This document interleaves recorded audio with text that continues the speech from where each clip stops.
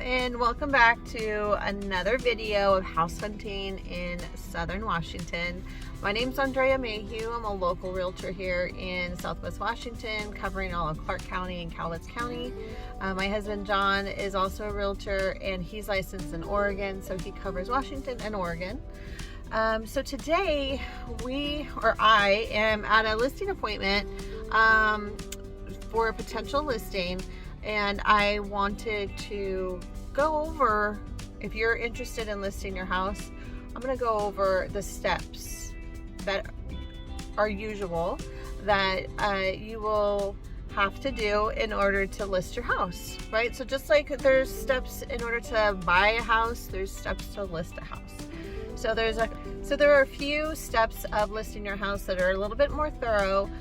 So let's just get into it, because I know a lot of people, for one, they were first-time home buyers and they've never listed a house before, so they don't know these steps. Or if you've lived in your house for the past 20 years, you haven't listed your home recently, and with social media, there's a whole new aspect of marketing your house that realtors will do. That is a huge step in getting your house sold for top dollar. So number one, you definitely have to interview agents. Even if a friend or a family member, I always tell this to people, if a friend or family member has referred you to an agent, doesn't necessarily mean they're going to connect with you. That is huge with your realtor when listing a house, because there's so much you really have to dive into with your realtor. There's so much that you have to go over. There's a lot of communication that needs to be in place. And so if this realtor doesn't have that and they're not connecting with you, not just on a personal level, but on a business level, because this is business. And if there's not that connection, you need to interview other agents. Basically, we all kind of do the same thing, right? We all market our listings. Not all of us, but a lot of us pay for photography. Some of us will stage the house for you as a service for hiring us. The listing price, the listing fee is really negotiable. We really can't say legally and ethically that we always charge 6% to every client. We can't do that, because it has to be open. It has to be negotiable. It's really the seller's choice, and you negotiate that. So that's one of the really big questions that you want to ask your realtor. What are your listing fees? What is your marketing like? What is your CMA? A CMA is a market analysis of your home in comparison with the neighborhood, other houses like yours. So if that CMA has a house, if your house is 2,000 square foot and it has a house on the CMA that is 3,000 square foot, those are not comparable. That shouldn't be on the CMA. Are they part of a team? These are the kind of things that you want to find out from interviewing agents. Are they part of a team? Because usually the big teams, the main agent will go in, schmooze, tell you everything you want to hear, and then once you get into contract, you're going to be dealing with someone else. You're going to be dealing with one of their team members, not necessarily that agent that you hired. So to me, that's very important. We do everything hands-on. My husband and I are a team, yes, but we do everything hands-on. There's nobody else that we're giving the work to. There's nobody else that are taking the calls. There's nobody else that are calling out and finding information, filling out forms. We're doing everything. And so that's very important to find out, okay, from your interview with your agent. Another question that you want to ask, and I would ask each individual agent this question just to see their answers and how they compare. How do you think the market is moving? Okay, that's gonna be a big deciding factor for me. The market is, everyone has an opinion about it. Some people think, oh my gosh, houses are crashing, market is going to crash. Rates are going up. It's going to be 2007 all over again. No, it's not. And that is just putting out fear for everybody. And a lot of sellers have this fear. And that's why in the market right now, we don't have enough listings on the market. And we have a large amount of buyers and no listings. And so those buyers that are serious, they're going to the listings that are out and they're getting deals. They're getting houses. So if you're serious about selling, I wouldn't necessarily take into account what everybody is saying, what the news is saying, what social media is saying. If you need to sell, if you want to sell, then sell. And you want to buy a new house, buy a new house. Like, it doesn't have to be just because social media or the news is telling you what the market is like. Get an idea from actual agents that are in the market every day for their job. They're going to tell you the truth. Okay, you hired an agent. You guys came to a conclusion about what you want, how you want to list your house. You sign the listing agreement. Okay, next you want to have that agent over to go through your house and get it ready to market, to get pictures taken, to get it on the internet, that sort of thing. So what kind of things needs to be done? You're probably going to have to do a couple dump runs, right? I know we lived in our house 15 years. We have to do dump runs, it seems, every quarter. Things need to be thrown away. If you're not using it and it's just sitting there, it's like, oh, I haven't seen that in 2 years. Throw it away or give it away or sell it. Have a garage sale. You don't need all of these extra things laying around your house. All of the clutter, it needs to be cleared away. We want to see empty countertops. We don't want to see personal pictures on the wall. If you're going to be taking down pictures, heavy pictures or mirrors or that sort of thing, cover up the holes and paint, cover it up, paint over the holes, because buyers are going to notice that. They're going to notice, like, hey, I'm paying $500,000 for this house. Why are there holes in the wall that aren't fixed yet? Or, they'll come across some pictures. Yes, the photographer can edit out those little holes. Of course they can, but it's deceiving. It's deceiving. Even though you're gonna fix it at the end of closing or before closing, it's still deceiving. So definitely go over all of that. Does anything need to be fixed? You have to consider this house, once it gets into contract, it's going to have an inspection, which brings me to another point in just a second. But if you already know from the top of your head, oh, that deck, I should probably fix that railing, or these steps, or little things that need to be repaired or fixed that you already know, get those done, just so that you don't have to worry about them popping up on an inspection report. Painted floorboards, or the railings, that get, our cat would chew our stair railings. So we know we had to buff them out. We had a couple, sometimes with new construction especially, they will give you extra supplies. We had extra railings, and so we switched them out. But still, a couple of them we had to buff out. We had to fix them, paint over them, that sort of thing. Those are the sort of things that people are going to look at. So little fixing of painting is huge. Or if you have like wacky, I don't want to say wacky colors. We had a wall that was in our house that was orange because John is colorblind, and he picked the color, and we lived with that orange wall for a year. I don't know how we did it. I don't know how I did it. He didn't care. He didn't see orange like I saw orange. So if there's really bright colors that are not going to appeal to the masses that are coming through your house, you're going to want to paint over them a more neutral color. oh gosh, there's so many great colors out right now.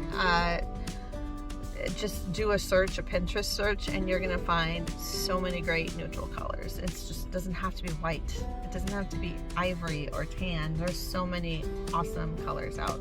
So take a look at that. Okay, what was bringing me back from the inspection is we like to offer our listing clients a pre-inspection. Now this may be an unpopular opinion by some agents. Some agents do not recommend it because they say the less you know the better, because if anything pops up on the inspection that's huge, you have to disclose it.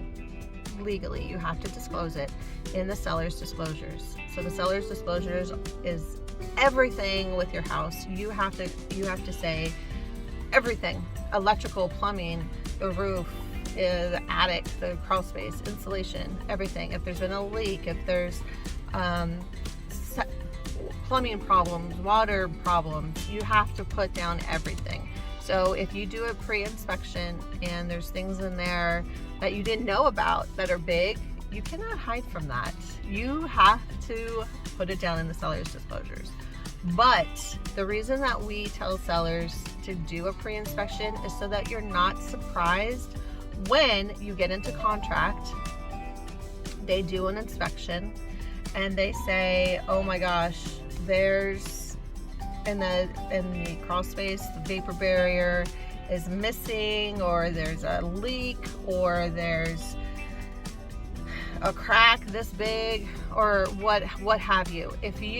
The more you know to us personally, the better, because then you can go through that inspection report, you can fix the things that you want to get fixed, and you can disclose it to the potential buyers to be like, this is the price of our house, here's the inspection report, this is what is wrong or not wrong, the roof needs to be repaired in 5 years. The inspector is going to tell them that anyway, so why not just get that out of the way rather than getting in contract and then having them be afraid of the inspection report and then dropping out of the contract. So you want to get buyers in there that maybe are okay, or from seeing the inspection report, you're going to be like, oh, the roof needs to be repaired. We're going to give a credit at closing for that roof repair. So you already know what's going on before you pick a buyer and they get an inspection report. There's no mysteries. There's no like, oh, I didn't know about that. Oh my gosh, well shoot, they don't want to go through with the sale, and now we're back on the market, which is not good. Okay, another thing, like I had mentioned before, is getting it staged. So yeah, you have your things in there, you have your furniture in there, but if you are also going to be purchasing a new house, you're starting to box things up, right? You're starting to get like things out of the way. You're starting to put things in storage or putting things into the garage. So staging is critical. You don't want an empty room. Some people would also say they like to see the empty room. It's just my opinion, but we have found that a staged room will sell faster and it will sell for more than a vacant room. Okay, so it's just best, if your house is vacant, if you've already moved out, it's best if you find an agent that will stage it for you, because that's not cheap.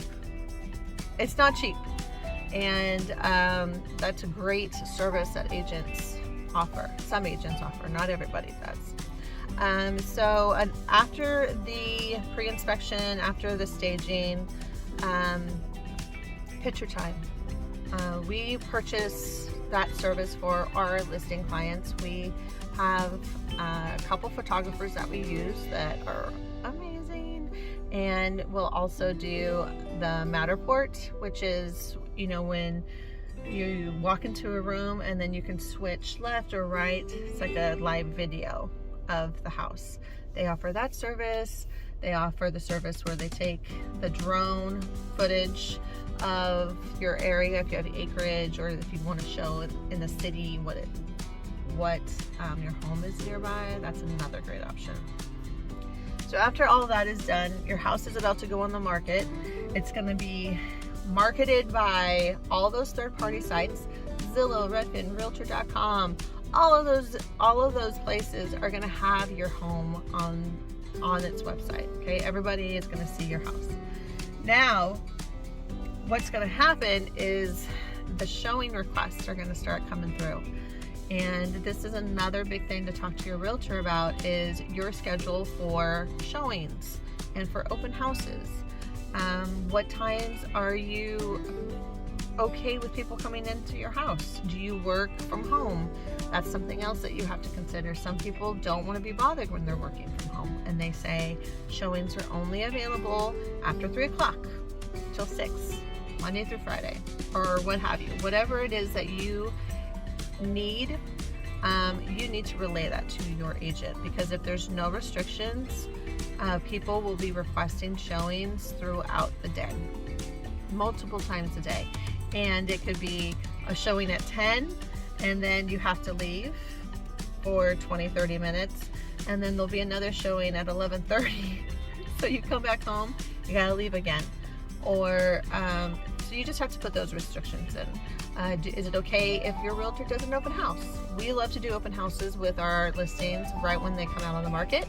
So we do a Saturday and Sunday open house for a couple hours each day. And are you equipped to leave the house for that long on the weekend? Do you have animals? Do you have kids?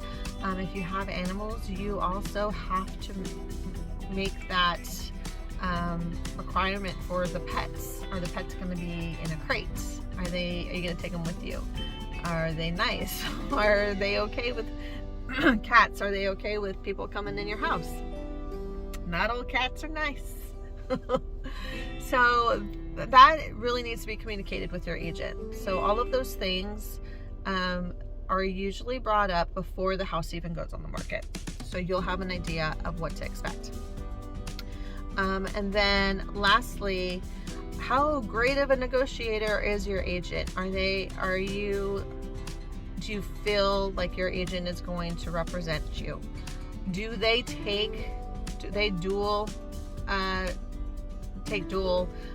clients? So you're listing the house, they're representing you. What if a buyer comes with no agent?